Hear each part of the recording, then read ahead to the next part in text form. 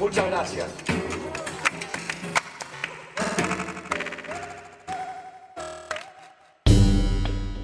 Chávez, el hombre más infame de la historia de Venezuela.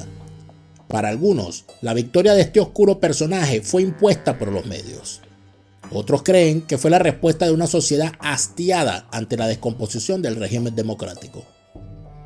Sobre esta moribunda Constitución haré cumplir, impulsaré las transformaciones democráticas necesarias para que la República Nueva tenga una carta magna adecuada a los nuevos tiempos.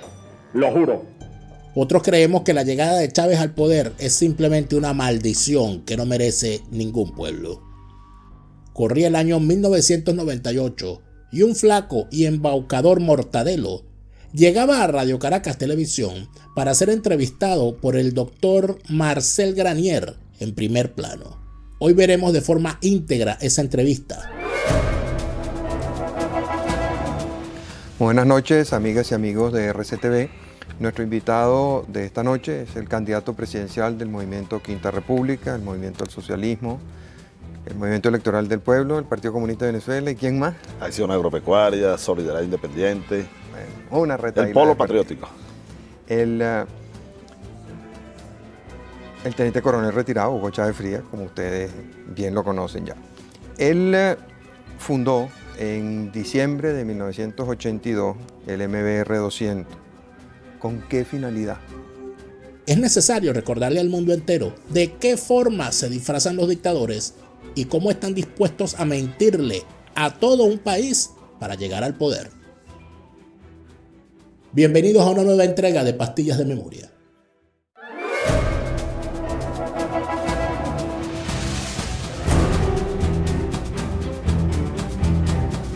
Entregarle este gobierno a un civil, un gobierno de transición, sin el botín de En mí recayó la responsabilidad, pero en los otros reside. Dio a su táctica de buscar apoyo de algunos gobiernos y de organismos internacionales. Esos que desaparecieron en la madrugada gloriosa del 23 de enero.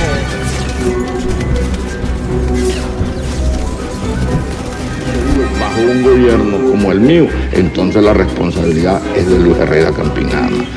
Centenares de comercios saqueados y un número no determinado de heridos. Compañeros, lamentablemente, por ahora, los objetivos que nos planteamos no me perdonan que haya sido 2 veces presidente por aclarar. jure delante de mi pueblo que sobre esta moribunda la equidad y la responsabilidad social. Ha fallecido el comandante presidente Hugo Chávez Frías. En ese entonces no era... Buenas noches, Granier, y un gusto estar aquí por primera vez en Primer Plano, ¿no? Así es. Algún día tenía que ser, ¿verdad? Después de tanto tiempo. Siempre llega. Claro, todo tiene su día, dice la Biblia. Así es. Gracias por la invitación, Granier. Tú sabes que, como comentábamos antes de comenzar el programa de este domingo, nosotros desde muy jóvenes, desde el año, éramos cadetes cuando comenzaron a llamarnos los bolivarianos, porque yo era brigadier, recuerdo, ya andábamos dando en el patio, en las aulas, en el polígono, en el terreno de maniobra, hablando de Bolívar, como un poco para rescatar la esencia de los jóvenes militares que estábamos formándonos en la academia, ¿no? Porque era un tiempo de la gran reforma militar de fin del siglo, digo yo, ¿no? Fue cuando la Academia Militar subió a rango universitario y entramos bachilleres a la Academia Militar. Por primera vez era el general Osorio García el director de la Academia. Luego pasan los años y cuando llegamos a capitanes fundamos, no era el movimiento bolivariano revolucionario, era el movimiento bolivariano 200 en honor al bicentenario de Bolívar, con el fin de impulsar esa corriente bolivariana en el seno del ejército. Claro que lo hicimos de manera sí, clandestina, porque era un grupo de capitanes muy inquietos, Jesús Urdaneta, Jesús Miguel Ortiz, que en paz descanse, murió en Francia después que salimos de la cárcel, y yo. Y comenzó un trabajo más que todo, no era con fines conspirativos, no había plan de conspiración, era con fines más que todo ideológicos, levantar el bolivarianismo verdadero en filas militares. Y ¿Por qué el gobierno permitió que eso ocurriera? En Han Venezuela distribuimos productos venezolanos de marcas reconocidas en Alemania y en toda Europa, llevándote al encuentro de nuestros sabores nostálgicos. Este año iniciamos ofreciendo snacks y bebidas para tus celebraciones, nuestros pasapalos venezolanos. Visita nuestra tienda online a través de la página web hanvenezuela.com y síguenos en Instagram, @hanvenezuela. Llevamos Venezuela a tu hogar. Ranier, en verdad el gobierno tuvo informaciones por primera vez de la existencia del movimiento cuando ya había tomado bastante fuerza, porque nosotros fuimos instructores de la Academia Militar durante varios años, Arias Cárdenas, Ortiz, Urdaneta Hernández, Acosta Carles, mi persona. Así que fuimos formando a los muchachos desde las aulas de la Academia Militar.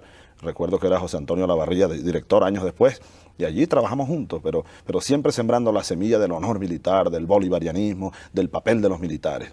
Luego era una actividad ideológica de siembra de conciencia que era incluso amparada pues, por generales como Lavarría, por ejemplo.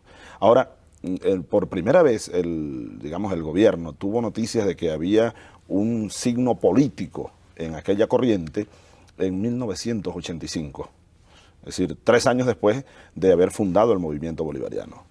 Estaba yo en la frontera, por cierto, en el Orza, y algún oficial comenzó pues, a hablar con otros ya en los batallones ya profesionales, y hubo la primera denuncia de un oficial que dijo que lo habían llamado para una conspiración. Fuimos llamados a declarar, fue la primera vez desde el 86 entonces hasta el 92, yo estuve vigilado, detenido varias veces, perseguido, etcétera, pero bueno, nunca, creo que supimos hacer la conspiración.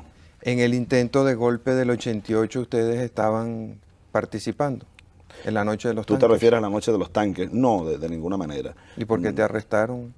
Estuve detenido un día por investigaciones, yo estaba trabajando en Miraflores.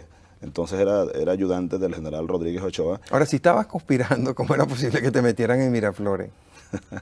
No, ¿quién te ayudaba? Cosas de la profesión misma. Yo tenía 3 años en la frontera, ¿no? Y el general Rodríguez Ochoa, que me conoce muchísimo, de capitán, de mayor, yo era el número 1 de mi promoción, modestia aparte, pues. Y estaba por allá en la frontera yo fundé un núcleo cívico-militar de desarrollo, pero me había dejado, Aliegro me dejó por allá, bajo vigilancia, lejos de comando, lejos de los cadetes. ¿Pero Aliegro no fue el que te trajo después a Miraflores? No fue Aliegro, fue Rodríguez Ochoa, porque en una ocasión, una anécdota, ¿no? Rodríguez Ochoa va a pasar revista en helicóptero, eran los días del Caldas, ¿no? Y entonces a mí me dieron la misión de proteger el llano, pues el Arauca, el Capanaparo, con un grupito de soldados. Una misión de vigilancia, de caballería más que todo, que es la misión de la caballería. Entonces Rodríguez Ochoa, que era comandante de la división de caballería, San Juan de los Morros, va en helicóptero a pasar revista y me consigue por allá, a orillas del Capanaparo, entre los Cuivas y los Yaruros, con 10 soldados, pues, en una misión de vigilancia en el río, en un punto, que es el único punto de que podía vigilar con 10 soldados. Entonces él me llama y me dice, Chávez, ¿tú eres Chávez? Le digo, sí, mi general, yo soy Hugo Chávez. Tú no eres el que yo conocí en la academia de instructor de cadetes. ¿Qué haces tú aquí? Es decir, andaba, pues imagínate tú, en esa sabana, perdido como Santos Luzardo. Me dijo, ¿te pareces a Santos Luzardo? Vámonos de aquí, tú eres oficial para otra cosa, ¿no? Y además tenía tiempo ya en esa frontera. Entonces me llamó al mes siguiente. ¿Por qué está mal visto que un oficial vigile la frontera? No mal visto en verdad. Yo tenía 3 años y Rodríguez pues tenía ya la proyección, era un general de división. Me dijo, yo necesito un ayudante, tú puedes ser mi ayudante, el ayudante que tengo se va de curso, etcétera. Así que al mes siguiente él me llama y yo voy a San Juan de los Morros. Bueno, me nombra su ayudante y a los 2 meses a él lo designan secretario del Consejo de Seguridad y Defensa en el Palacio Miraflores. Así que por un flanco llegué yo del Arauca a Miraflores. Eso fue en 1988. Pero el caso de los tanques, que no te he respondido, no, se me señaló como que estaba comprometido, estuve detenido un día, pero ¿sabes qué me salvó y demostró que no estaba comprometido? Esa noche estaba yo jugando softball en el campo de Miraflores, con el equipo de la Casa Militar, contra Seguros Nuevo Mundo, que tenía un equipo de softball acá en Caracas, ¿no? Y cuando estábamos jugando al softball, terminando el juego, llegan los soldados corriendo y dicen, mire, a un coronel que estaba allí, jefe era decán de Pérez, el coronel, dice, no, de Pérez no, era Lucinchi, era presidente. Lucinchi, sí. Dice, mire que hay unos tanques en Miraflores, ¿no? Claro, yo sí pensé en mis adentros con un bate en la mano, me vi vestido de pelotero y dije, ¿quién se nos adelantó? Y me agarró con un bate de béisbol en la mano. Pero no estábamos comprometidos. ¿Y qué los lleva en el año 92 a dar el golpe? Granier, tú sabes que durante varios años nosotros estuvimos a punto, yo incluso, de irme del ejército, en varias ocasiones. El movimiento, la corriente, especialmente dada la vigilancia, persecución, el general Peñalosa, por ejemplo, nos persiguió, pero de manera implacable. Y alertó a Pérez y le dijo que ustedes le iban a dar un golpe y que si no se lo daban a él, se lo darían al próximo presidente. Y en el discurso de Peñalosa, que es un discurso para la historia militar del país, cuando entregó el comando del ejército al general Rangel, lo dijo. Ahí dejo un grupo de oficiales, lo denunció públicamente. ¿Y por qué Pérez los protegía a ustedes? No, yo no creo que nos protegía. Yo creo que Pérez en su sobredimensionamiento propio, él jamás llegó a pensar que era posible eso en un gobierno de él. Es posible. Un estudio psicológico de Pérez quizás pueda llegar a comprobar eso. Pero entonces fíjate, tú me preguntabas sobre por qué en el 92. Nosotros en varias ocasiones estuvimos a punto de irnos y bueno, a hacer otra vida. Pero la decisión irrevocable de ir a una rebelión la tomamos fue después del Caracazo. Yo estaba todavía en el Palacio Blanco. Esta semana estuve, por cierto, volví al Palacio Blanco invitado por el ministro Pompeyo Márquez y viví gratos recuerdos con amigos que trabajan allí hace muchos años. Ahora, después del Caracazo, Granier, nadie paraba una rebelión militar en Venezuela. No ocurrió porque Chávez lo decidió, o Arias Cárdenas, Ortiz o Urdaneta, no. Es que esa corriente de conciencia que había en las Fuerzas Armadas tenía que rebelarse. Había, después del Caracazo, que fue una tragedia, y es allí donde yo señalo que un verdadero jefe de Estado, si un pueblo se levanta, como se levantó el pueblo de Caracas en febrero de 1989, lo último que puede hacer es mandar a las tropas a la calle, bueno, con fusiles y balas a detener un pueblo, en vez de tomar alguna acción de alta política, de liderazgo nacional, como hizo Charles de Gaulle, el Mayo francés, por ejemplo. Sí, pero no había saqueos y matanzas y como pasó en el Caracazo. La matanza la hubo una vez que salieron las tropas. No, la matanza empezó antes, las tropas salieron porque había la matanza. No, al momento de salir las tropas comenzó la matanza. Lo que había era saqueo, eso es función de la policía, pero no función de un ejército con ametralladoras, Granier. Masacrando un pueblo a ráfagas de ametralladoras, un pueblo desarmado. Nosotros vimos, tú viste, el país vio fotos de niños caídos de boca, de espaldas, atravesados por Dios. Todavía esas imágenes a mí me enervan el alma, porque fueron las balas de las Fuerzas Armadas las que hicieron eso. Después de eso nosotros juramos, vamos a tumbar a Pérez. Y lo hicimos, 3 años después. Pero no lo tumbaron, el golpe fracasó. Yo creo que no fracasó. Pérez salió allí, ese es como el boxeo, cuando le dan un golpe a un boxeador en el primer round y cae al 5º round. Fue un golpe noble.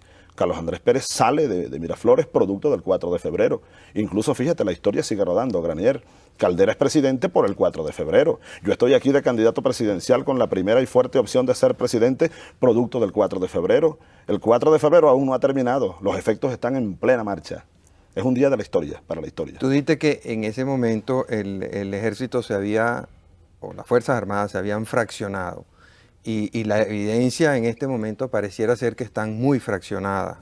La entrevista tuya que no se pudo dar con el alto mando militar, todo este enfrentamiento que tú tienes con el general Rojas Pérez, o sea, da la impresión de que en las Fuerzas Armadas hay una división. En alguna oportunidad tú alertaste que ese fraccionamiento que existía en las Fuerzas Armadas podría llevar a una guerra civil. ¿Eso sigue planteado? No sigue planteado porque, sabes que ya mis compañeros de promoción, aquellos muchachos del 71, ya son generales.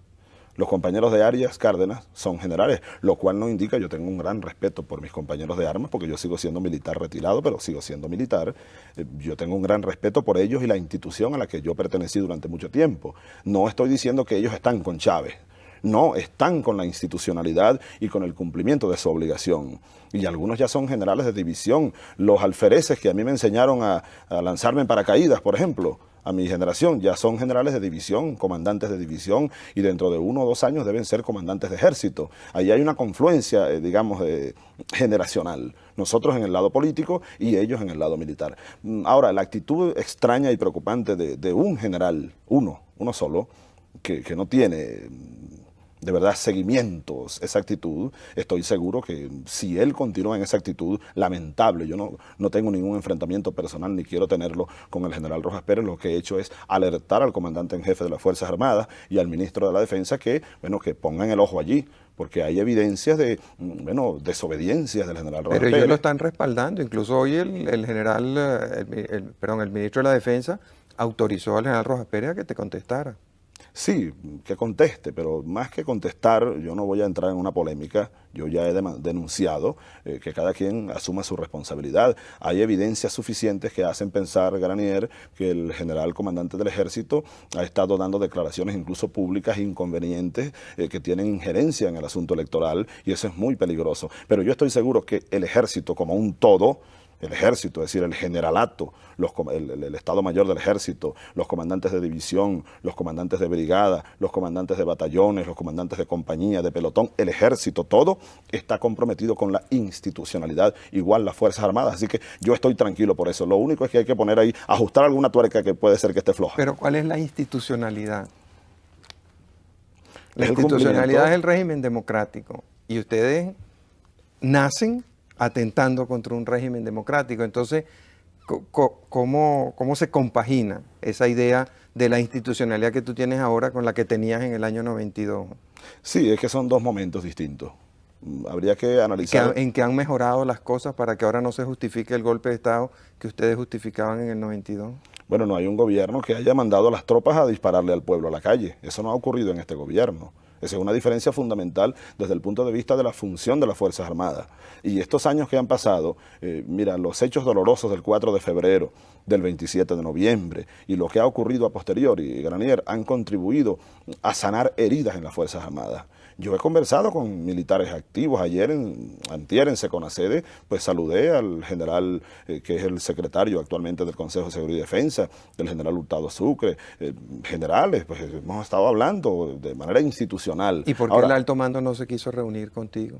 Pues yo me reuní con el ministro de la Defensa. Pero porque todos los demás candidatos se han reunido con el alto mando. Sí, ahí es donde está la actitud extraña del general Rojas Pérez, que tiene que ser aclarada no por mí, sino por el comandante en jefe de las Fuerzas Armadas, porque la información que me llegó, yo ya lo he denunciado, es que él se opuso, se negó a ir al desayuno, lo cual bloqueó el desayuno. Pues yo le dije al ministro de la Defensa que necesitaba hablar con él en privado, y conversamos en privado el ministro de la Defensa, el jefe del Estado Mayor Conjunto, el inspector de las Fuerzas Armadas y el gobernador del Zulia, el comandante Arias Cárdenas, exponiéndole nuestros puntos de vista y nuestra preocupación, y yo estoy seguro que ellos van a tomar las acciones para apretar esa tuerca. Ahora, yo me refiero a la institucionalidad ahora, de un momento distinto al 4 de febrero. Aquí se está en Venezuela, hoy en 1998, presentando, Granier, un cuadro muy interesante. Hay una corriente de una democracia nueva, una corriente legítima que sale del pueblo. Y cuando yo hablo de los militares para respetar la institucionalidad, es cumplir con su función de hacer respetar la decisión del soberano, del pueblo venezolano. A eso me refiero.